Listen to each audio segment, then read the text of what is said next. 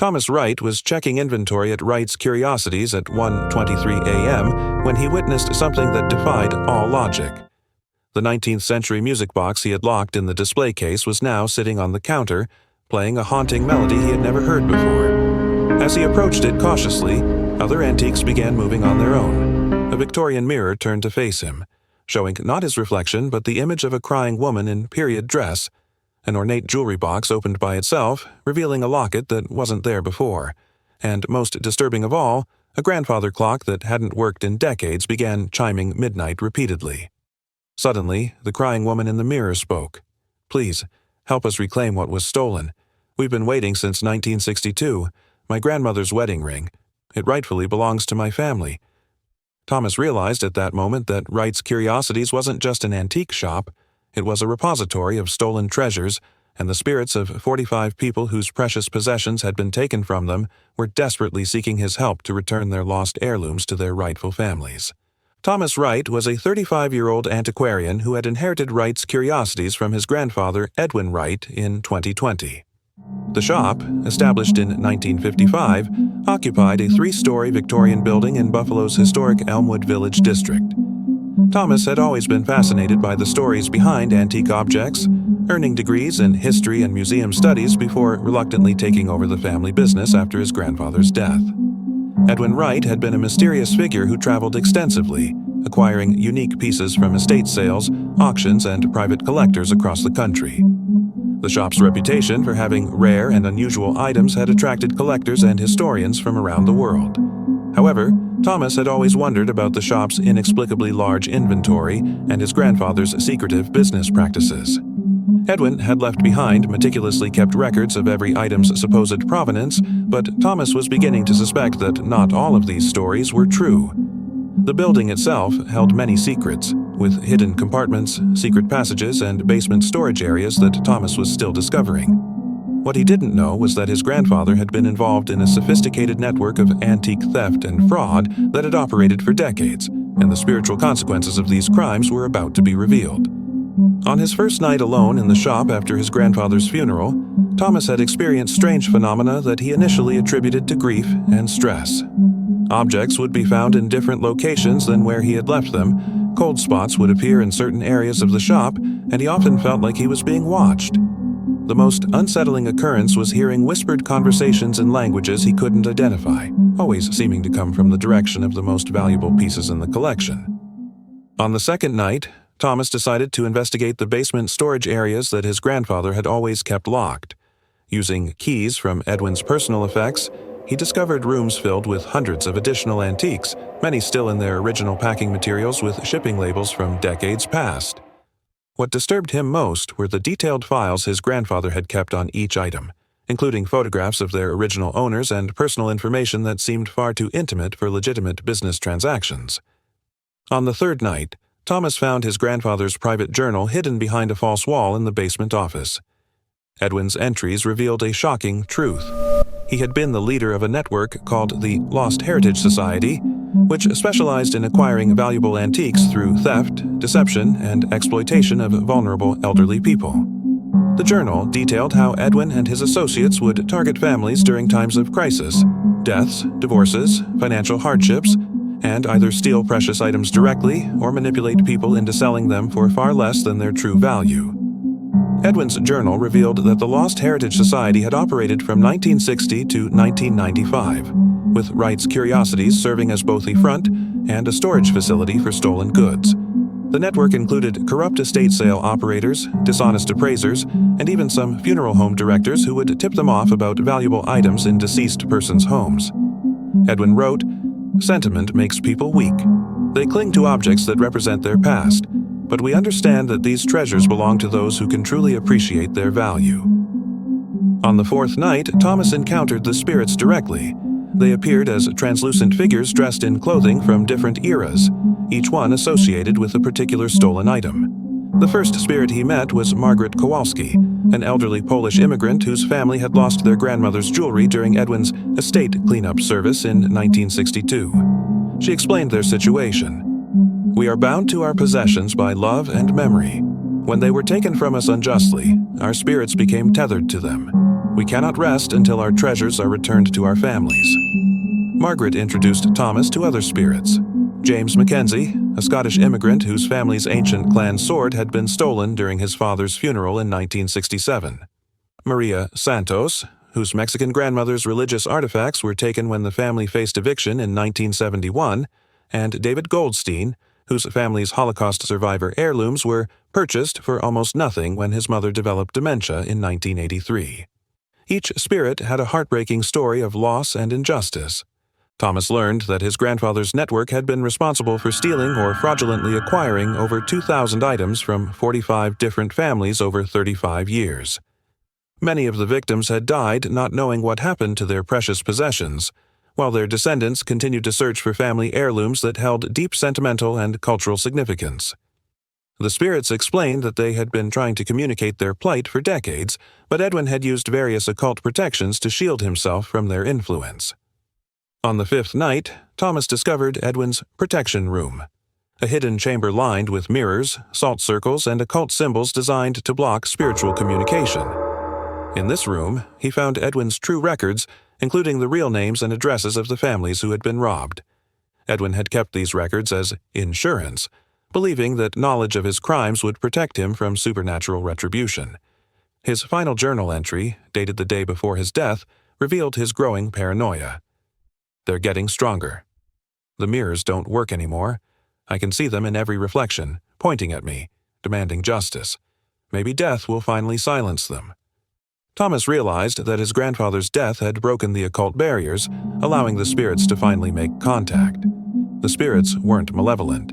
They were desperate souls seeking closure and justice for their families. Margaret Kowalski explained the solution. The items call to their true homes. If you return them to our families, we can find peace, and the cycle of injustice will end. However, Thomas faced a complex problem.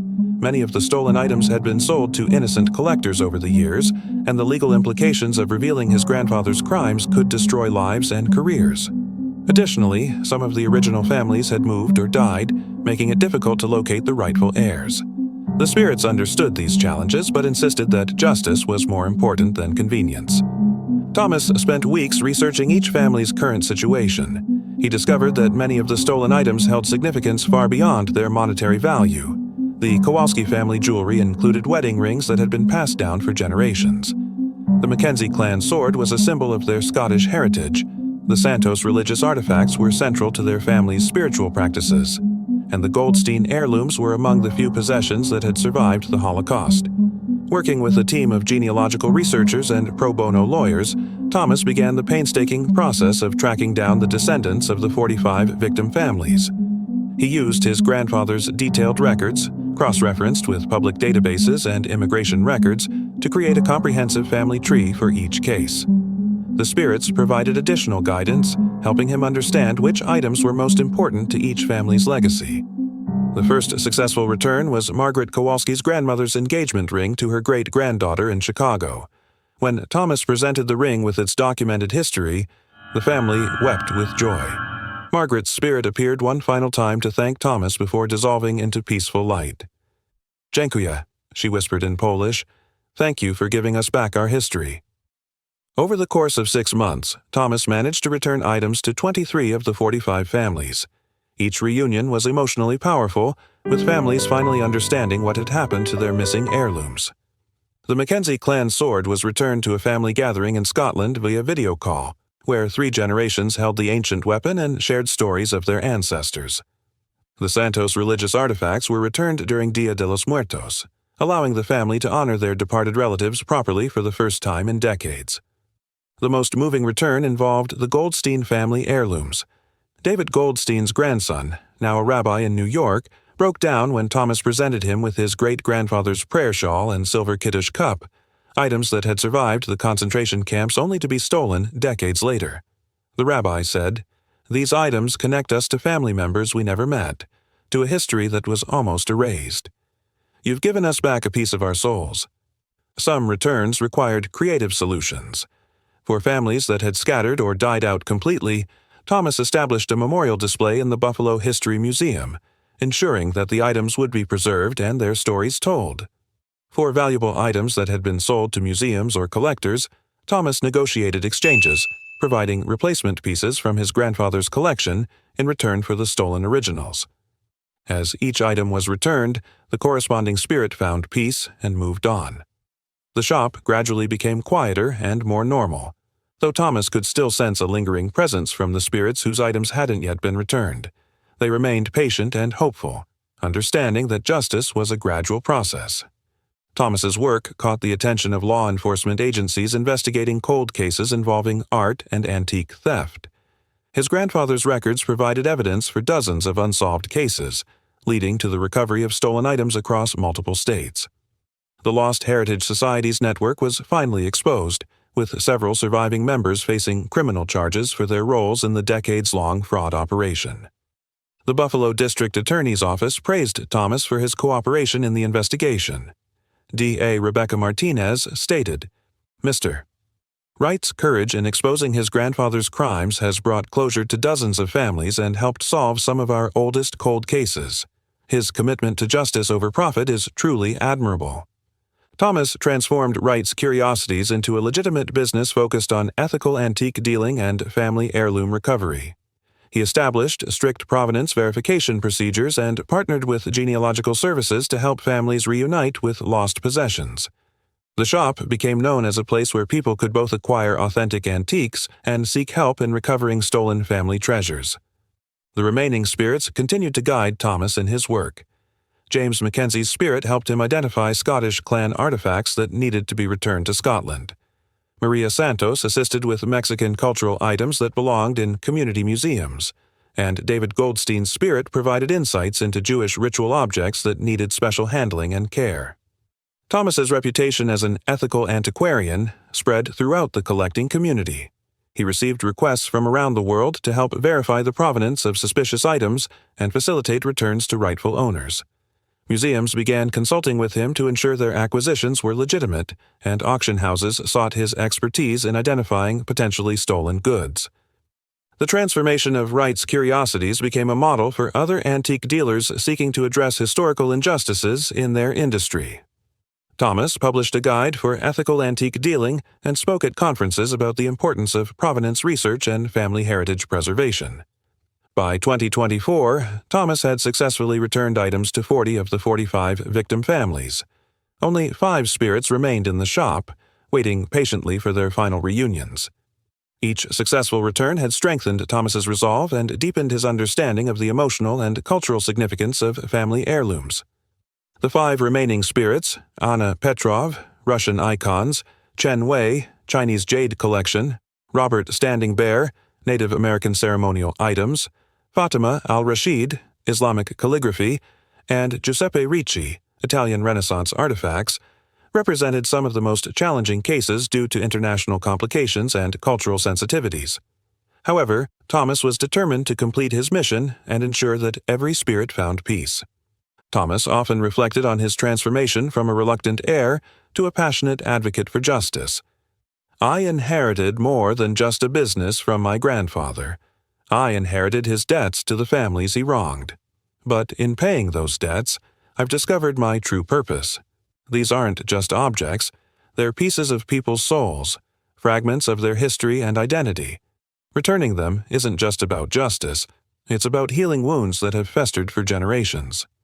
The Wright's Curiosities building now serves as both a functioning antique shop and an informal museum of ethical collecting practices. Visitors can see displays showing the importance of provenance research and read stories about successful family reunions. The basement, once used to store stolen goods, has been converted into a research center where genealogists and historians work to reunite families with their lost heritage. Do you think Thomas made the right choice by exposing his grandfather's crimes and returning the stolen items, even though it meant destroying his family's reputation and financial security? Should the descendants of criminals be held responsible for making amends for their ancestors' actions?